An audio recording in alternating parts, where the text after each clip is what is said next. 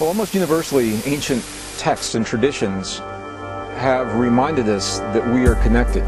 They've said that we are one, that we are part of our world, that we're part of one another, that we're part of the earth and the changes in the earth.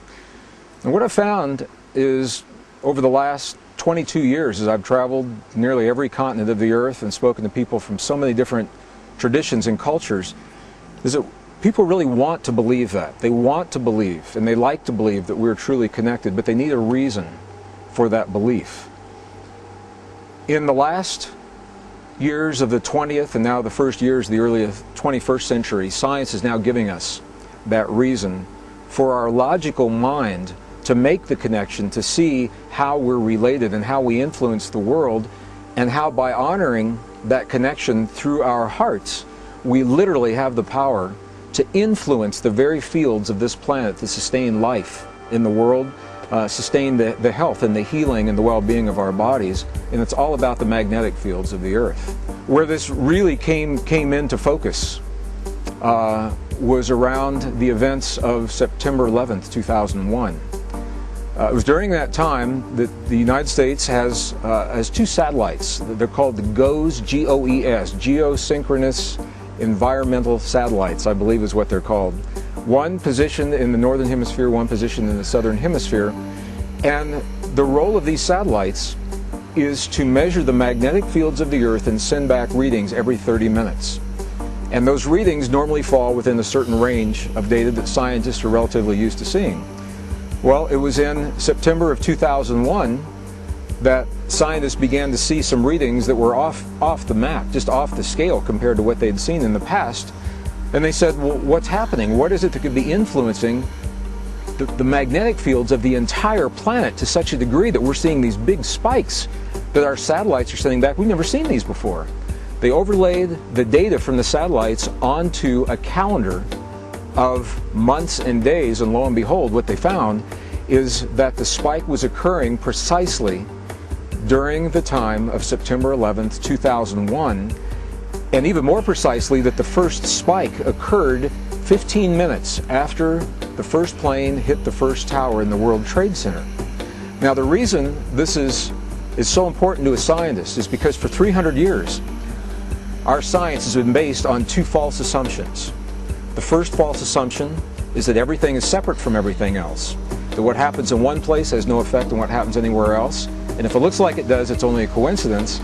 The second false assumption is that our inner experiences of thought, feeling, emotion, and belief have no effect on the world beyond our bodies. Based on those two false assumptions that have been accepted for 300 years by scientists, I can see why there would be a disconnect when they're looking at magnetic fields of the earth spiking precisely the moment the human emotion of the planet is focused on a disaster. This led to a series of studies, and the bottom line to the studies is this. What they found is that it is human emotion, specifically the magnetic fields produced by the human heart during certain kinds of emotion, that now are documented as extending far beyond our bodies into the physical world, and now to such a degree that our satellites hundreds of miles above the surface are able to pick these up. This has led to a number of studies now showing that when a certain number of people come together and they choose in a moment of time to create a precise emotion in their hearts, that emotion literally can intentionally influence the very fields that sustain the life on planet Earth. These fields are now implicated in everything from the immune response of humans throughout the planet, climate, weather patterns, cycles of war and peace, our ability to solve problems, our cognitive abilities. All of these, as different as they sound from one another, are all linked to our relationship to the magnetic fields of the earth. So what makes this so beautiful is every human on the planet is linked to the field. But not every human on the planet has to be consciously aware of their relationship to benefit from what a relatively few number of people come to understand. And the bottom line is this, is that when we choose to feel feelings that create what is called coherence in our bodies. Coherence is the language, the quality of the language between our heart and our brain. certain kinds of heart-based experiences such as appreciation, gratitude, forgiveness, care, compassion. Those are the ancient understandings that have always been taught in the truest traditions of our past, and now our own science is finding that those same traditions are now documenting this very real effect in our hearts. When we can feel those feelings in our bodies, they're mirrored in the field, and everyone benefits from the experience of relatively few. Well, the question comes up often as to whether or not we can actually measure human emotion. What scientists are now documenting is the effect of emotions upon the heart field. The human heart is now documented as the strongest generator of both electrical and magnetic fields in the body. Now, this is important because we've always been taught that the brain is where the action is. The brain has an electrical field, it does have a magnetic field, but they're relatively weak compared to the heart. The heart is about 100 times stronger electrically and up to 5,000 times stronger, 5,000 times stronger magnetically than the brain. And the reason this is important is because the physical world as we know it is made of those two fields of energy, electrical and magnetic fields of energy, electromagnetic fields. Our own physics books now tell us if we can change either the magnetic field of an atom or the electrical field of the atom, by doing that we literally change that atom. We change the stuff that our bodies in this world are made of.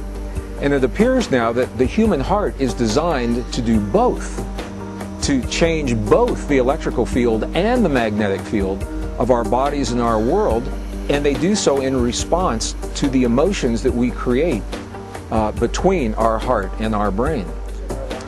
Well, I've had many questions from people asking me how these discoveries relate to what is now known as the law of attraction.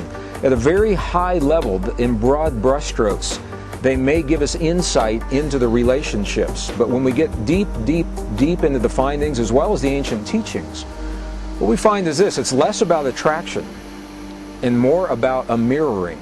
And here's what I mean by that. The world around us, our own science now is telling us there's a field of energy that underlies all physical reality, and it is known now by names that range from simply the field. Lynn McTaggart wrote a beautiful book entitled The Field about this quantum essence. Some people call it nature's mind. Some scientists call it the mind of God. Some call it the matrix. Some call it the divine matrix. In 1944, the father of quantum theory, Max Planck, identified this field and he called it the matrix. That's where this term came from. And what we're now beginning to understand is that when we create the feelings of what we choose to experience in our lives, everything from conscious choices of the perfect relationship or abundance in our lives, or the healing in our bodies, or the healing in the bodies of our loved ones, that those feelings are creating the patterns of magnetic and electrical field in our hearts that are literally rearranging the stuff of this quantum soup, this quantum essence, allowing the pattern of what we have claimed in our hearts to become manifest in the world around us. So it's less about attracting from a scientific perspective and more about consciously creating the template within us, knowing that the stuff of the universe will congeal around that template in the world around us to simply mirror, reflect what we've claimed. In other words, a very simple way of looking at this, and we've all heard this before, is that we must become in our lives the very things that we choose to experience in our world. Now the science is giving us a very good reason to understand why that is. How many individuals would it take to claim this feeling in our hearts, to create the effect in our world? And the ideas about that are changing. Back in the 1970s, 1980s, through the Maharishi effect, the TM studies, it was very well documented that there is an effect between human consciousness and the world around us. That effect is known. But what could never be documented was precisely what was happening inside the body of the individual to create that effect. And it was during that time that a formula was created. And the formula simply stated, if we can create this effect with a certain number of people, the square root of 1% of a given population, then we will have the effect.